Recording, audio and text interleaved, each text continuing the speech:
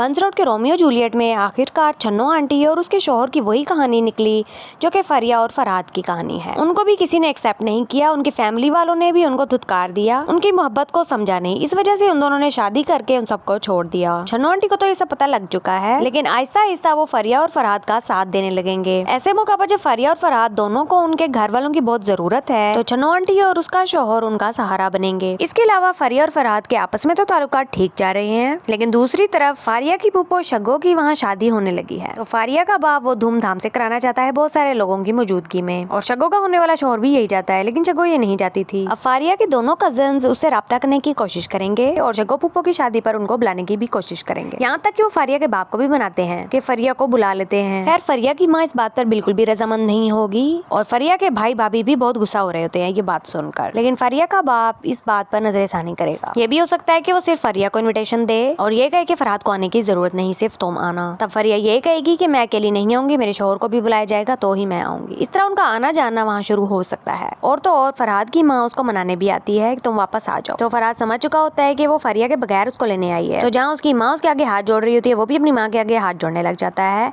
और ये कहता है कि मैं अपनी बीवी के बगैर वहाँ नहीं जा सकता। इसके अलावा फरहाद का बहनोई भी होशियत कंडे इस्तेमाल करने में लगा हुआ है। हर बुरा रवैया वो उसके साथ कर रहा है, हालांकि उसका बीच में कोई कसूर नहीं, लेकिन इस रिश्ते का एंड ये निकलना है कि उन दोनों की अलहदगी हो जानी है। फिर वो हाथ मलता ही रह जाएगा, क्योंकि अभी तो फरहाद की बहन सिर्फ बर्दाश्त कर रही है। जब उसकी बर्दाश्त खत्म हो जाएगी वो उस पर लानत भेजकर अपना ससुराल छोड़कर चली जाएगी, क्योंकि वो इंसानों जैसा सलूक तो उससे रख ही नहीं रहा। बाकी पीछे क्या बचता है।